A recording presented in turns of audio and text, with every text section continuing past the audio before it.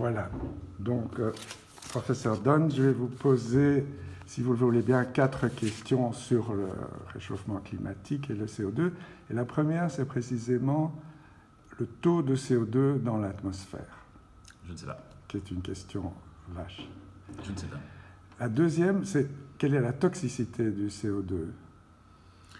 La toxicité, donc le fait que ce soit nuisible à l'homme. À partir de quand est-ce que c'est toxique par rapport à ce qui est dans l'atmosphère ? Donc un ratio, le pourcentage. Grosso modo. Étant donné que je n'ai pas le chiffre absolu, je ne pourrais pas donner la proportion exacte, non. Je vais vous le donner après. Maintenant, opposé à la toxicité, quelle est la nécessité du CO2 ? Est-ce que le CO2 a une nécessité ? Oui, bien sûr. Le gaz carbonique est ingéré par les plantes qui vont faire. Donc, les plantes en ont, elles, besoin. Elles sont, via la photosynthèse, elles vont faire l'oxygène à partir du. Exactement. Alors, la quatrième question est plus complexe.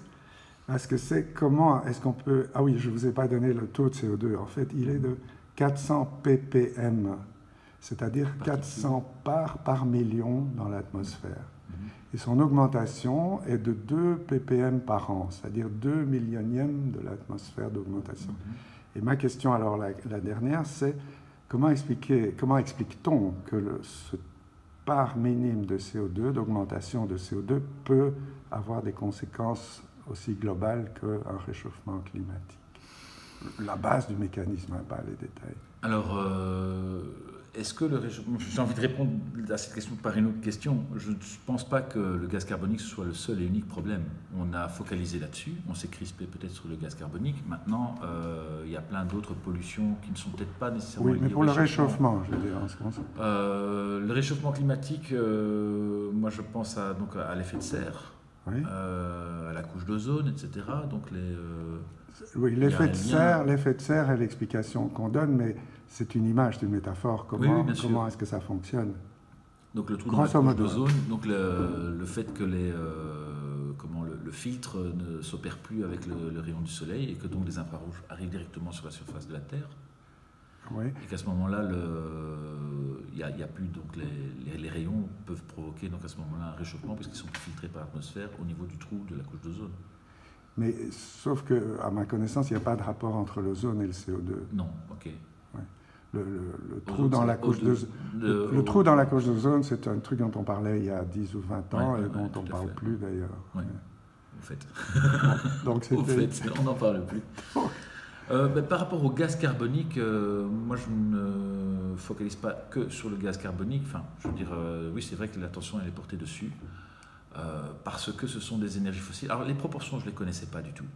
Simplement, le fait, c'est qu'un arbre qui pousse capte du carbone pendant son vécu, et si à la fin, on brûle cet arbre, etc., le carbone qu'il a accumulé va être rejeté dans l'atmosphère.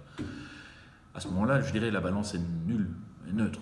À partir du moment où on utilise des énergies fossiles qui ont mis des millions d'années pour se constituer, où ce carbone a été stocké pendant des millions d'années, et que là, le ratio, ça fait quand même réfléchir, je pense, en sachant qu'il a fallu des millions d'années pour stocker ce carbone et qu'on le dépense et qu'on le rejette dans l'atmosphère en très peu de temps. Donc là, à ce moment-là, je me dis qu'effectivement, le déséquilibre, il est cohérent, enfin, il est logique, qu'il y ait trop de carbone. Maintenant, les proportions... Logiquement, oui, mais on n'a quand même qu'à 2 millionièmes par an. Ok. Maintenant, le problème de la déforestation, puisqu'on sait que c'est justement les arbres qui servent de filtre, qui servent à capter le carbone qu'il y a dans l'atmosphère et pour pouvoir produire de l'oxygène, le fait qu'il y a une déforestation croissante, avec les élections au Brésil actuellement, ça ne laisse pas présager de bonnes choses. Mais... Oui, sauf que qu'est-ce qui résorbe globalement, la masse végétale augmente, étant plutôt en augmentation, en tout cas stable au minimum, elle n'est pas en diminution, même si à certains endroits, des cultures, des monocultures, mais qui absorbent aussi du CO2. Qui absorbent aussi du CO2. Peut-être on va arrêter là parce que ça fait 4 minutes 30.